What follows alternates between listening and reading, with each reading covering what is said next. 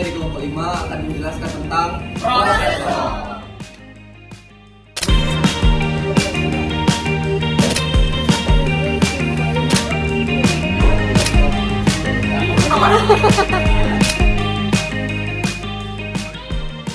Hai, saya Amanda Marcella. Di sini saya akan menjelaskan sedikit tentang pengertian apa itu prosesor. Prosesor adalah komponen utama dalam komputer yang berfungsi sebagai otak dari sistem komputer. Prosesor bertanggung jawab untuk menjalankan instruksi dari perangkat lunak dan memproses data. Tanpa prosesor, sebuah komputer tidak dapat berfungsi secara efektif karena semua tugas dan operasi yang dilakukan oleh sistem bergantung pada kemampuannya untuk mengelola informasi. Hai, saya Maria. Saya bakal jelasin apa sih fungsi utama prosesor. Fungsi utama prosesor yang pertama yaitu eksekusi instruksi. Prosesor mengeksekusi instruksi yang diberikan oleh perangkat lunak. Instruksi tersebut dapat berupa operasi matematika, logika, atau perintah lainnya. Yang kedua, pengelolaan data. Prosesor mengelola data yang disimpan di memori, mengubah data tersebut sesuai dengan instruksi yang dijalankan dan menghasilkan output yang diperlukan.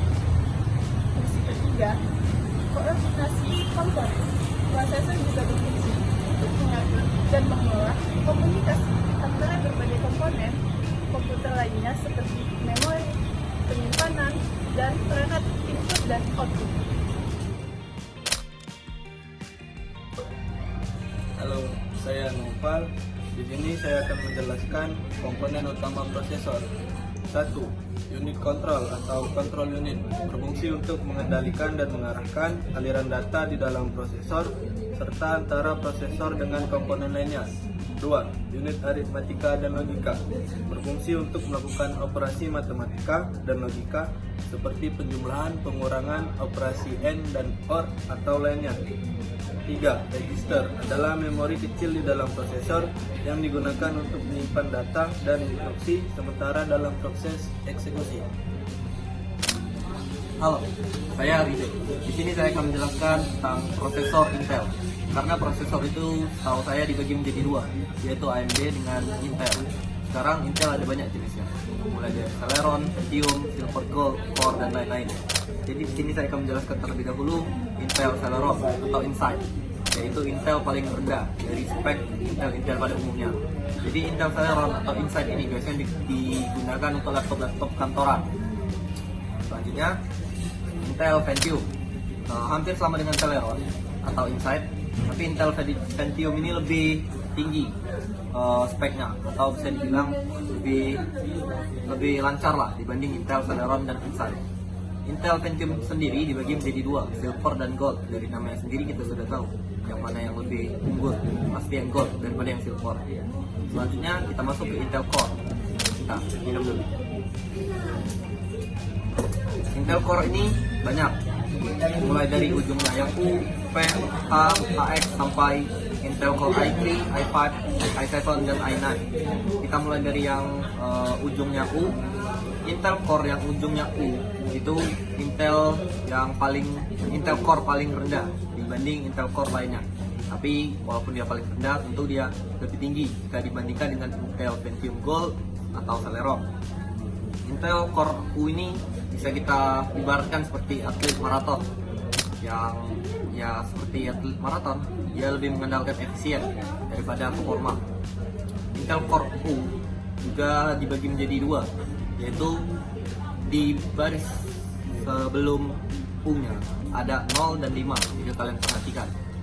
Yang Intel U yang di sampingnya 0 itu lebih rendah dibanding Intel U di sampingnya 5, karena 5 saja lebih tinggi daripada 0. Jadi bisa kita simpulkan Intel U yang 5 lebih tinggi daripada Intel U yang 0. Lanjut ke Intel Core P. Intel Core P sendiri hampir mirip dengan Intel U, yaitu atlet maraton juga, tapi performanya lebih kencang. Jadi kalau untuk memilih spek laptop yang efisien bisa, tapi nggak ekstrim amat, dan juga performa bisa dibilang oke, saya sarankan mending ambil Intel Core P, karena tentu dia lebih tinggi daripada Intel Core U. Selanjutnya Intel Core yang ujungnya H. Ini biasanya ada di laptop gaming, tapi juga ada di laptop kantoran, tapi sedikit. Saya kalau tidak salah di di laptop Asus VivoBook. Saya lupa versi berapa. Nah, Intel Core H ini dia lebih mengedepankan performa dibanding efisien. Jadi rata-rata baterainya lebih cepat boros dibanding Intel Core yang U. Selanjutnya ada lagi yang lebih tinggi dari H, yaitu HX. Dia seperti atlet sprint. Kalau Intel Core HX ini sendiri, dia setahu saya sampai sekarang tidak ada di laptop kantoran. Rata-rata semuanya di laptop gaming. Nah, sekarang lanjut ke Intel dari i3, i5, i9, i7. Apa sih bedanya? Tentu dari angkanya saja kita sudah bisa melihat dari 3, 5, 7, 9 yang mana yang lebih besar. Jadi Intel Core i3, i5, i7, i9 ini sendiri kualitas seluruhnya. Jadi tentu saja i3 lebih tinggi daripada i3 paling rendah, i5 lebih tinggi dari i3, i7 dan i9 juga seperti itu. Jadi kalau untuk memilih laptop, saya sarankan lebih lihat saja ujungnya dari U, P, H, dan HX. Terus untuk Intel i3, i5, i7, i9 bisa menyesuaikan budget. Selanjutnya kita lanjut ke AMD Ryzen. Oke, kita lanjut ke prosesor AMD. Yaitu prosesor AMD Ryzen ini dibagi menjadi 4 digit dengan 1 huruf di ujungnya. Nah, sebenarnya AMD lebih mudah dikenali daripada Intel yang tadi. Angka atau digit pertamanya itu berarti tahun keluar, 7 itu berarti 2023, 8 itu 2024, 9 itu yaitu 2025 nanti. Digit kedua yaitu 3, 5, 7, 9. Itu berarti versi AMD Ryzen-nya. 3 itu untuk Ryzen 3, 4 itu untuk tetap Ryzen 3, 5 Ryzen 5, 7 Ryzen 7, dan ada 8 ini agak bingung, bisa Ryzen 9 dan juga bisa Ryzen 7. Lanjut ke digit selanjutnya, yaitu digit ketiga, yaitu berarti generasi Zen arsitekturnya, yaitu 1 berarti Zen 1, 2 berarti Zen 2, 3 Zen 3, dan seterusnya. Sebenarnya ada juga trik untuk membedakan generasi Zen arsitekturnya, yaitu bisa dilihat dari stikernya. Jika stikernya warna abu-abu itu berarti Zen 2 dan Zen 3. Jika warnanya oranye itu berarti keluaran terbaru atau generasi Zen arsitektur terbaru, yaitu Zen 4. Lanjut digit terakhir yaitu digit keempat, hanya ada 2 digit sudah dikenali, 0 dan 5. 0 berarti lebih rendah, 5 berarti lebih tinggi. Jadi mudah untuk mengenalinya. 45 itu berarti lebih tinggi daripada 40, 30 lebih rendah daripada 35. Seperti itu saja untuk mengenali generasi atau spek-spek performa dalam laptop AMD. Lanjut ke huruf paling terakhir. Ini yang paling penting. Mulai dari yang paling tinggi yaitu HX, yaitu gaming extreme rata kanan. Ya gak usah ditanya lagi, performanya sudah pasti paling tinggi lah daripada yang lain. Lanjut di bawahnya yaitu HS, yaitu saya bisa bilang banyak maunya sih. Gaming bisa, performa stabil, efisien, baterainya hemat, banyak maunya. Enteng juga, tipis, nggak kayak HX, yaitu laptop gaming pada biasanya yang biasanya lebih berat, nggak tipis-tipis. Kalau HS ini tipis.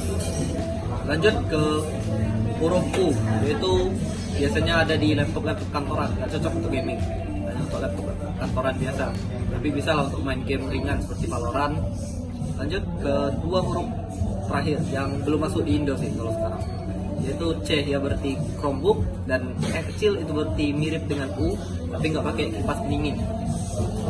Oke, mungkin itu saja dari AMD dengan Intel. Hai, saya Mas Iskandar. Dari materi yang teman-teman tanyakan tadi, kita dapat menyimpulkan yaitu prosesor merupakan komponen kunci dalam setiap komputer. Ia menjalankan instruksi dan memproses data. Meskipun pengguna tidak dapat berinteraksi langsung dengan prosesor,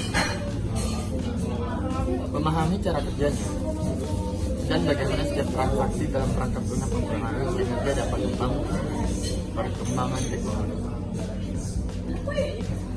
Prosesor semakin efisien dan lebih kuat, kemungkinan pengguna untuk menjalankan aplikasi semakin kompleks. Baik, sekian dari kelompok kami dan